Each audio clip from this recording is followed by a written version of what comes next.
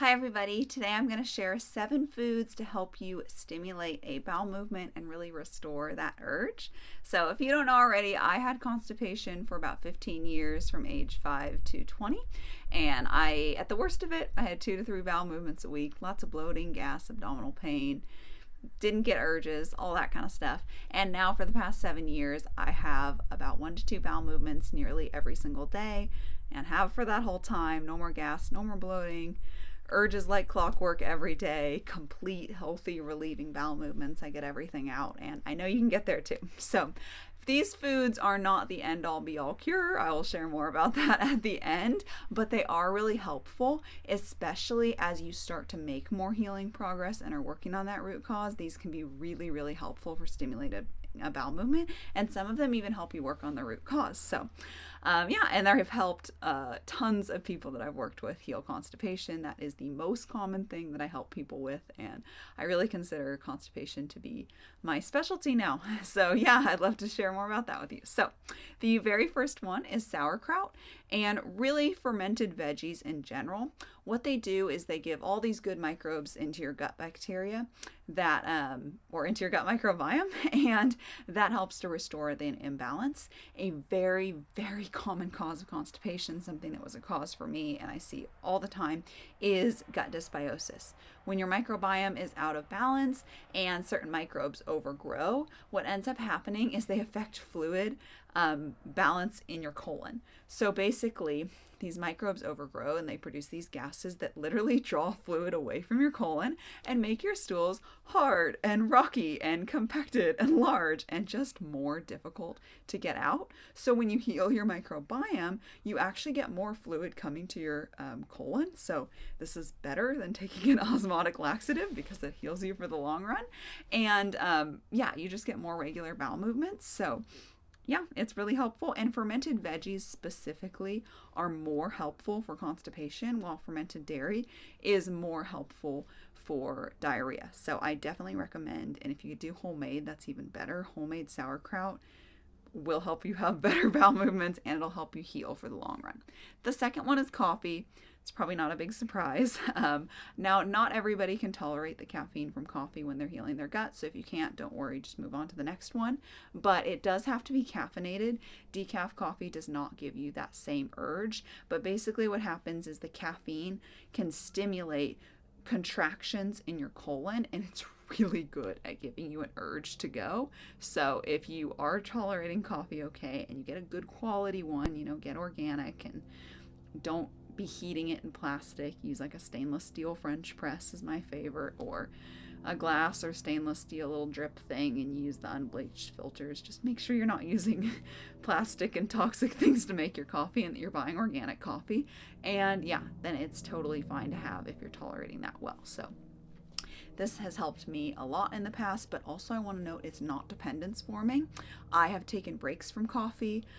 Currently, I mentioned this in my last video, but I am pregnant. I'm very, very excited.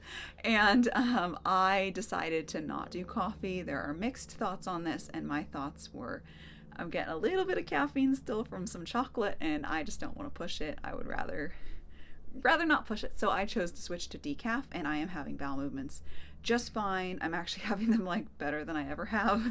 Pregnancy does some funny things for your body. So for me, I am not struggling with that common pregnancy constipation. I am having more bowel movements than I did before, but they're still healthy and normal. And I'm doing that without taking any caffeinated coffee. So it does not make you dependent. And even I know pregnancy adds a whole nother thing in there. So in the past, I have taken breaks from caffeinated coffee and caffeine in general and have still had bowel movements just fine. So it's helpful in the short term, not dependence forming. The third one is cooked apples. So you can just saute some apples in butter or ghee, or if you're not tolerating any kind of dairy yet, you could use coconut oil or something like that. And a little bit of cinnamon is really nice here as well. So cooked apples is really good. You could heat up applesauce. Sometimes people will stew apples or bake them in the oven, but just the important part is it's cooked or heated in some sort of way. This is really helpful for constipation. Funny enough, it's actually really helpful for diarrhea as well. So if you're someone who's struggling with that alternating constipation and diarrhea, I would definitely incorporate some apples. The fourth one is prunes, and that's just a classic. I feel like I don't really need to explain that one much. Prunes definitely help you go to the bathroom. The fifth one is juice, and basically I learned this through my clients. I had clients that had specific juices that help them. So apple juice and cranberry juice, or like a combination, is what has been reported to me as the most effective ones for helping. And yeah, I think part of this is just more hydration in general is going to help you, and juice is going to be more hydrating than just water. Now, you shouldn't be drinking juice like throughout the day. You definitely want to have it with protein so that you're not spiking your blood sugar. Like, I will drink juice. I've been really loving orange juice lately, but I have it with a meal that has meat in it, or eggs or something like that, or both, to make sure that I'm not spiking my blood sugar there. So a good quality juice is perfectly fine and can be really helpful. The sixth one is bone broth or meat stock. I talk about this a lot, but just depending on your specific gut issues, where you're at in your journey, you might need to be doing meat stock first, or you might be able to just start with bone broth. Now, again, it's really hydrating, but also it draws fluid. It draws more fluid in towards your colon, so it can help a lot with more regular bowel movements. And again, bone broth and meat stock are going to be one of those things that helps heal the root cause of gut issues, especially if you have leaky gut or any kind of Crohn's or just lesions on your gut lining or gastritis, anything like deeper tissue injuries that need to be healed. Even like if your colon is sagging, like, then it can help repair that as well. So it's really great for healing the root cause. I have also noticed in my clients, one of my clients that just finished working with me made amazing progress. Her name's Sonia, and she actually did a testimonial with me, so I'll link it up above if you want to check it out. She healed her constipation and brain fog and histamine intolerance, and she wasn't able to sweat before. Now she can, and like, she included a bunch of new foods. It's so long. If you want to hear more about her story, you can check it out. But anyway, she told me that when she'd forget to like make bone broth or just run out of it for a few days, sometimes her constipation would start to kind of come back a little bit, and then she'd make the bone broth and it would go away. So it is really helpful. I like to ask my clients what helped them the most, and I will very often get bone broth as one of the things that helped them the most, or meat stock. She was actually doing meat stock. Okay, and the seventh one is hot water with apple cider vinegar or lemon. Now you can also, and you need to add a pinch of salt to this, a good quality mineral salt. You can also add some ginger and cinnamon if you want. That is optional. This really has helped a lot of my clients in general with other symptoms, but also specifically with constipation. I talk about this a lot, but your colon is the last part of digestion, so you really want everything else above working optimally to help you have optimal stools.